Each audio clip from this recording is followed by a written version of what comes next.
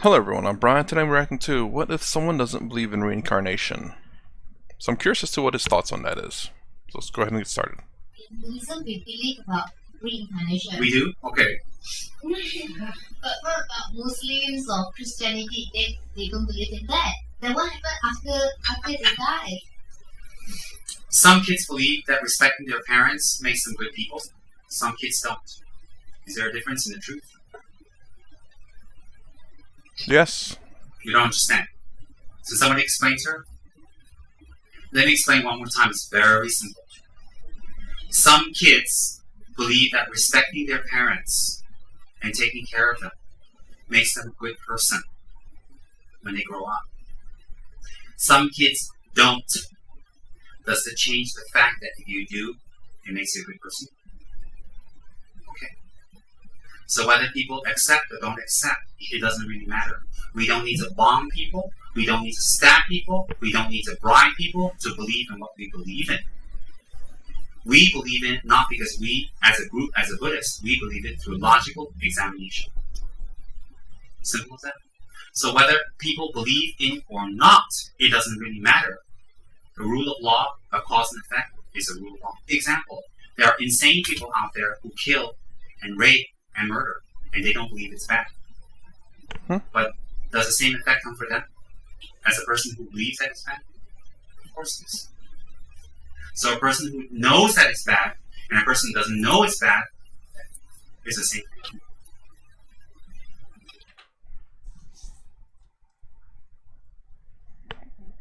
Well, this is going to be a toughy one. But does the same effect come for them as the person who believes? So a person who knows that it's bad and the person who doesn't know it's bad is the same thing. Knows that it's bad and a person who doesn't know it's bad is the same thing. It's the same. Kind of curious as to imagine, say, so I guess murder, for example. If the kids were playing and, you know,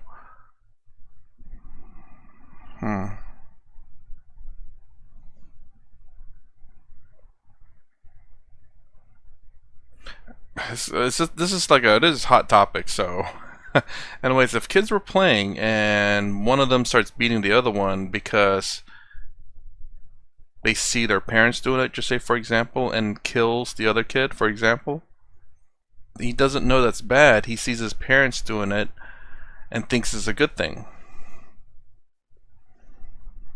Wait, hold on. Okay, so it doesn't change the fact that it's bad. Okay, hold on. Knows that it's bad, and a person who doesn't know it's bad is the same thing. It's bad. But does the same effect come for them Same as effect. a person who believes that it's bad? Of course it is. So a person who knows that it's bad and a person who doesn't know it's bad is the same thing. How's it the same thing though? In terms of the karma, it's still the same. So a child who doesn't know the difference or what he's done would get the same effect until you tell them that they did what they did was bad, and only then they will know. And they would have never done it had they known. I don't know. Like this is some very hot topic stuff. I get what he's trying to say. I do believe, like, obviously if when you're an adult, it's a whole different story. But when you're talking about like kids or people who have perhaps learning disabilities who don't know what's right or wrong because, well, they're not necessarily capable of knowing what's right or wrong until you tell them in terms of your reaction. But perhaps in terms of, yeah, if you're an adult who you have faculties, then yeah, that's a different story. So someone who comes into Malaysia and they bring drugs, and someone who knows they should, when they're caught at the airport, is there a difference from the side of the law? Someone who comes into Malaysia with drugs, knowing that it's bad, and someone who comes in not knowing, if they're caught, does it make a difference from the side of the law? It might. I'm sorry to be going against them a little bit, but there could be. A great example would be, for example, like medical drugs. There could be some certain medical drugs that are banned in certain countries, but maybe not in yours, that you need to take for health issues. So at that point, it's a big question, you know. I know, like, I believe Brittany Gardner. I don't know if hers was necessarily a medical reason. I think it might be, but she was still in prison in Russia, and the U.S. negotiated for her release. I think that was a bad fate in terms of Russia, because obviously we're in conflict with them, in a lot of degrees. But yeah, again, I would be kind of curious as to how would you answer that. It's like, imagine if it is a drug that's legitimately prescribed to you from your doctors and it's something that you need, and you're just literally flying. You're not staying in that country. You're just there for 14 hours because of a layover, and all of a sudden they caught you with those drugs because you have to carry it on you. And they say, "Oh, that drug's banned in this country, so are you going to go to jail?" I'm kind of curious about that. Okay. So whether you accept karma or not, karma is pervasive and existing. Otherwise, you tell me another explanation for the disparity in existence. You tell me another reason. Very simple. So if you believe in the law of cause and effect, it doesn't explain everything at our level, but it explains a lot more. So you're rich, I'm not. Why? Your previous life you gave more than I did. That explains it. Oh, well, God made you rich and made me not rich. Why? I'm fabulously beautiful and gorgeous and glamorous and you're not. Why? Because God made me this way and he forgot you? Why? Doesn't make sense to me, right? So in my previous life, I healed, I gave medicine, I massaged, I took care of people, I didn't kill, I took care of the sick. So in this life, I have a great, fabulous, gorgeous, beautiful, glamorous body. And your previous life, you ran around the woods naked. Just kidding. My point is this, is that there's a difference because we created the difference. That will explain it much better. I mean, I believe in terms of the cause and effect, absolutely, but I'm more believing in this life kind of a situation, not previous lives. Again, I have no experience in previous lives. I have no recollection of it, so therefore I cannot believe it. Now, if for some odd reason in the future, or maybe in a few minutes from now, I all of a sudden start remembering previous lives, like as though it was like real and not just like some hallucination, then I'll start questioning my beliefs in no reincarnation. But until that point, it's that it doesn't make sense to me because one, I don't experience it. I've never experienced it. So for me to just say, "Oh, I do believe in it," it'll be literally a belief with no experience or facts behind it from my perspective. But in terms of karma, in the sense of this life, yes. If I'm as a kid, if I was growing up, I was bad with people around me, I'm going to suffer that karma eventually, probably. If I run into that person again and he remembers and he doesn't forgive me, then I will probably suffer if it's my boss, especially. Does everybody understand that? So whether people accept or not, why argue? If they have the merits, they have the karma to understand, wonderful. So those who don't understand and they engage in negative actions and make themselves suffer, that is suffering without knowing they're suffering. For Buddhists, we look at them with even more greater compassion. It forces us and motivates us and compels us to practice to become Buddha, even more so for those who do not know they suffer. Very simple. That's why, as I've always mentioned before, in the history of Buddhism for 2,500 years, from day one till now, there's never been a war in the name of Buddhism or Buddha. Ever. Why is that?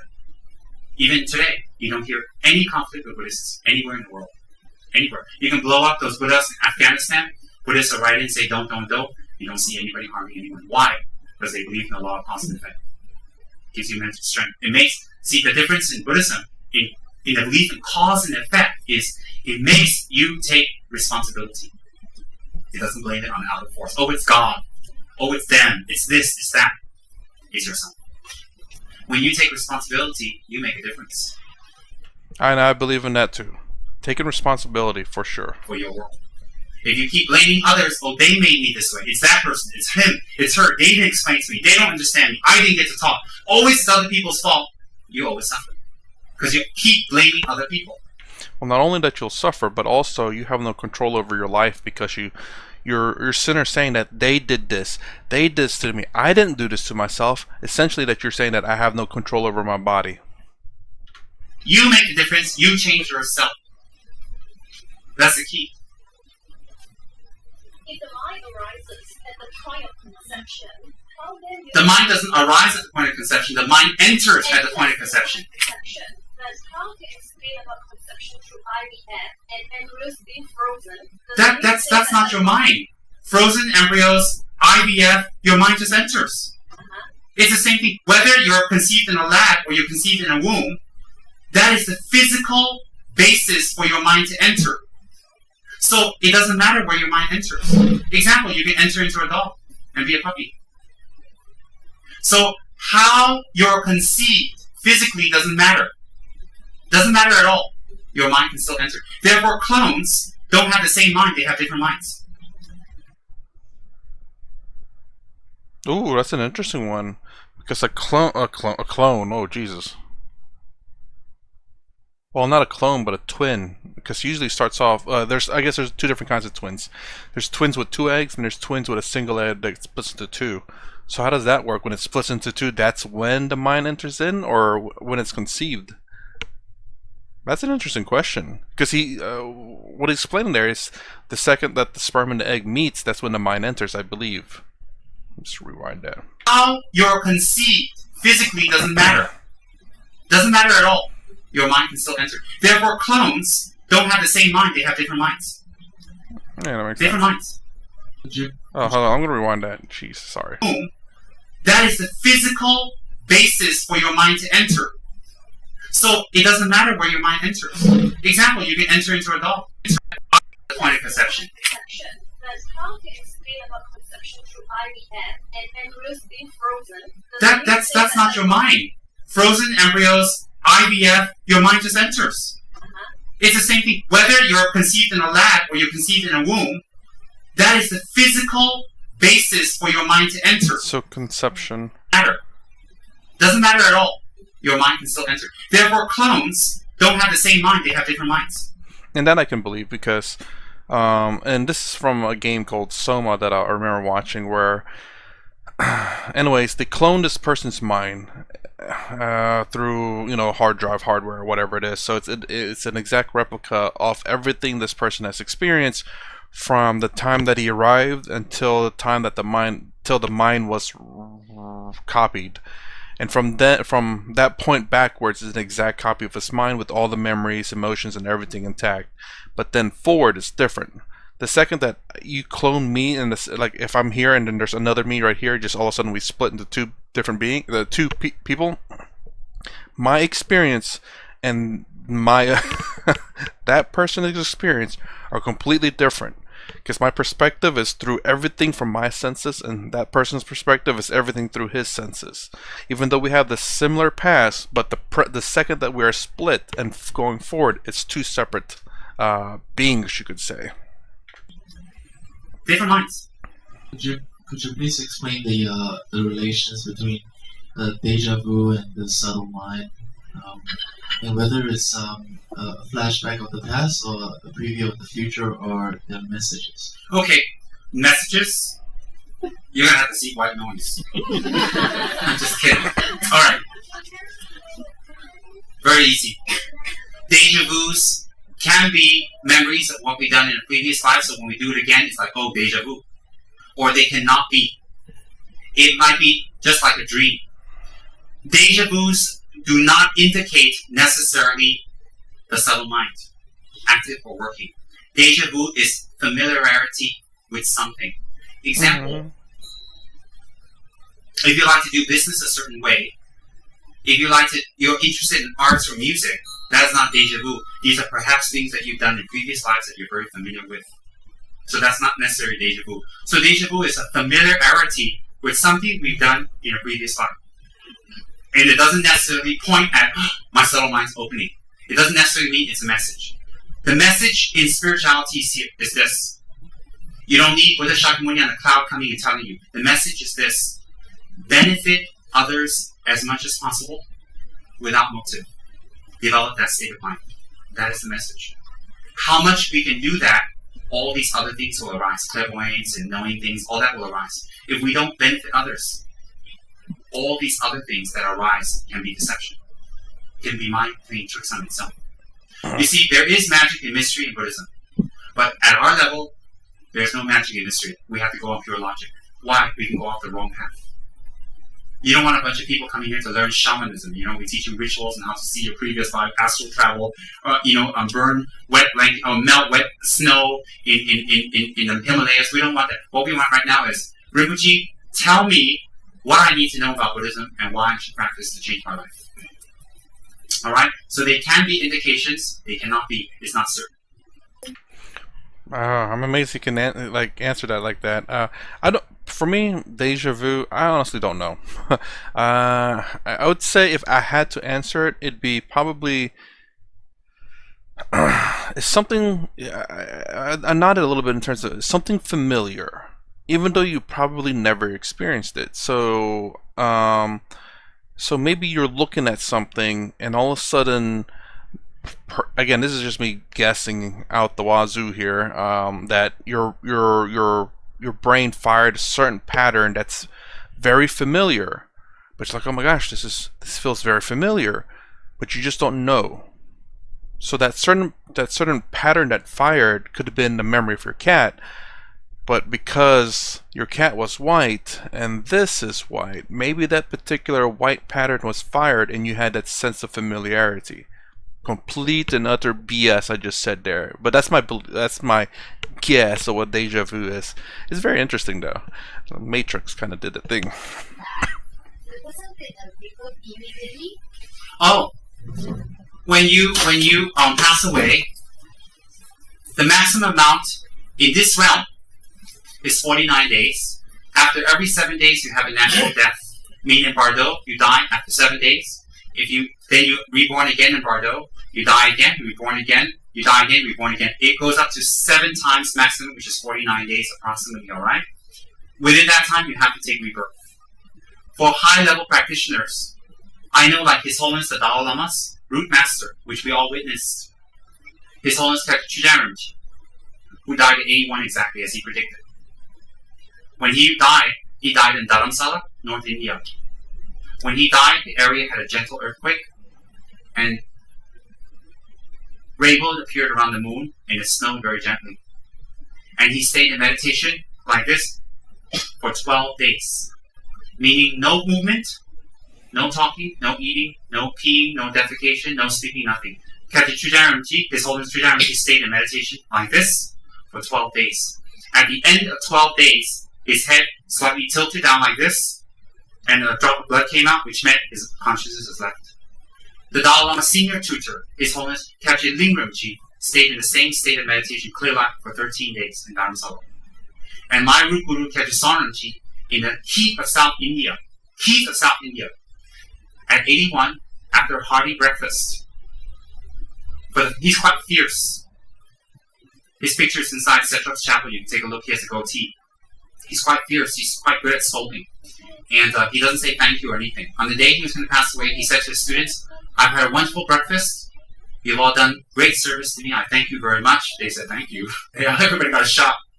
And they went off to monastic school. And then during midday, they heard His Holiness Kyabje Sonramji had breathed his last. Kyabje Sonramji sat in his favorite chair in meditation for 3 days. No movement whatsoever. And you have to remember, you say, what's the big deal? It is a big deal because it's South India. And he doesn't have air conditioning like here. It is hot and steamy. No negative smells from his body. No corrosion. No nothing. He sat in a state of meditation for 3 days. And on top of that, gave indications of his next rebirth. Where, the direction, his parents' name, his race. And when we actually burned his holy body with rituals and prayers inside a stupa, because we need ashes to enshrine it in a stupa, in a pagoda. When we removed the ashes, 2 very distinct, small, infant footprints can see in the ashes. Very clear, they took pictures. And his skull did not burn. His tongue, his eyes, and his heart did not burn. They preserved it. This is very normal. And he took rebirth in North India, Kunu Manali, as he predicted. And when his attendants, his previous life attendants, went to go find him, they brought articles of his previous life that he had used. The minute the child saw the attendants, the parents doesn't know who they are. The child was 2-3 years old. He immediately screamed. Their names, he knew who they were, and he said, take me back to the monastery. Immediately. When I met him for the first time, he recognized me. I was shocked. I was shocked beyond anything. I was thinking, oh my god, he can die, come back, recognize. I say, oh god, if I can just die and come back safely, it's good enough. I'm not going to recognize anything. I've seen this with my own eyes. You see, don't think that I'm Tibetan and I have to accept this and this is right. No, I am Tibetan. I am born Buddhist. I am. But it doesn't mean I have to accept it. I've seen it. I've witnessed it with my own eyes. I'm not as smart as some of you, but I'm not as stupid as some of you too, sorry. I've seen it. These little kids can't fool you. They can't fool you. And they come up with things that from their previous lives and they tell you that only you know. You go, what? How do you know that? That only you know that they told you in their previous lives at a very young age. I saw it. Rinpoches are real. Reincarnations are real. I see it all the time. All the time. I met very young Rinpoches who on sight can predict the future to me. They're 11 or 12 years old. Where I'm going to go, who I'm going to meet, at what time, what place, and how many years. Exactly to a T. That makes it seem like the future is predetermined. That it's not, then it's not, what do I say, well, it's predetermined, that's all I can really say. If these people can tell the predictive, no, well, not predict the future, but tell you the future, exactly what you're going to do, but then by telling you, doesn't that change the fact? Or by telling you means that it enforces the fact, meaning that if they never told you, you would have never done those things. So in order for you to do those things, they would have to tell you. Or by telling you, is it going to change what you're going to do now? You know. But again, if they can tell what the future is exactly, that means the future is predetermined if it actually happens. There is no free will at that point. I saw it with my own eyes. They're recognized by the Dalai Lama. They're recognized by the oracles of India, of the monastery. They can't be wrong. I don't care. I'm sorry, with respect, I don't care if you guys believe in reincarnation. I have overwhelming evidence, and I've seen it with my own eyes. I lived in America for part of my life. I came back to my culture. I didn't grow up in my culture. I did not. I came back to my culture when I was around 19, 20. I was away from my culture my whole life. So I am not imprinted by cultural imprints. I am not. I left America for a reason. I knew I was leaving America. The things I did in America, I needed to do. I knew at a very young age I would leave. I knew at a very young age what I needed to do. I'm not showing off. I'm not saying I had visions or I saw or I had dreams. I did not. But I just knew I would travel. I would have to teach. I would have to meet a lot of people. I knew that as a young child. How I knew, I don't know. I just always played that way. I would memorize prayers, memorize texts. I would sit on beds and pretend there was imaginary people and I would teach them things. I would dream of wearing these funny yellow hats. All the time. Funny yellow hats. Not all the time, sometimes. Even when I was very small, I go to the library, I find particular Tibetan deities. The very deities that I was attracted to in dictionaries and encyclopedias, encyclopedias and Tibet travelogue books, even back in the 80s. The very deities that I like are the very deities that I was told I practiced in my previous life by my lamas. How would they know that? I mean, Tibetan pantheon deities are hundreds. I have overwhelming evidence for myself. People look at me like I go party, I have fun, I have this, I have that. That's what I am on the outside, but I'm different on the inside. Why am I different on the inside? Because I put effort. I put effort to be different. Not to be different, but to not become worse. I put effort for the last 20 years. I mean, you put effort into yourself to be yourself than to be like other people. Probably, maybe the words he's trying to say there, where you be true to yourself instead of trying to be someone else or something else. The last 20 years, I didn't have fun. I didn't go to discos. I didn't run here. I didn't run there. I didn't go business. I didn't do this, do that. The last 20 years, I was in a monastery. I taught. I raised funds. Meditated. Stayed in months and months of retreats. That's what I did for the last 20 years. I am different today because I put effort, not because I'm a miracle maker. No. I made effort. So, I saw these things. I witnessed it. I'm not telling you some miracle tale. Whether you believe me or not doesn't really make a difference, doesn't affect me because I saw it. But I gave you today a discourse on the logical workings behind it. All of us are reincarnations. It's just what we did in our previous lives. It's very, very important to know. Okay? Okay, that I will say that's very hard to believe about his master being reborn and all of that. Obviously I didn't witness it. He said he did. That's pretty crazy if it's true. Again, this goes back to, I believe, another old, well, not an old one, but a different YouTube video where they've claimed that there's a young girl, I think around 4 to 6 years old, I believe, that recollects a previous life, and I believe it was somewhere in Africa. I think it was like Egypt, maybe. And recollected like a door and described the door and what's around the door, and then a few months later they claim to have found that. I don't know whether they talked to the little girl and all of a sudden they went out and found it or something like that. I'm not exactly sure, but it's very difficult to believe in that stuff because I personally never experienced it. I've always just seen on YouTube, but people will lie to gather fame or to get money or whatever. So obviously I'm all for not believing in things, but for you to experience it, and if you experience it, then it's up to you. Don't believe in anything, not even anything I say, not anything anyone says. Fact checked it, experience it, and then it's up to you whether to accept it or not. Just don't accept it just because someone says it. That is the most important thing. Don't be a fool. So anyways, that's my reaction to if someone doesn't believe in reincarnation. So far, I still don't. Even with the weird YouTube video I watched a long time ago, and then listening and watching Eastern philosophy along with Hinduism, Buddhism, Advaita Vedanta, and all of that, I do believe in to certain degrees of it, in terms of like karma, in terms of what you do in this life will affect you in this life. That is very true. Whether you believe in reincarnation, that I don't believe I think everyone in this world will know that if you drive crazy on the road, eventually you're gonna get into a wreck. So there are consequences to your actions for sure. It doesn't always mean it's a bad consequence. It could be a good one, or it could be almost nothing. It depends on how bad you do it. Anyways, that's my reaction to this. If you like my content, please consider subscribing. Thumbs up, thumbs down, down below. Thanks for watching. I'll see you in the next vid.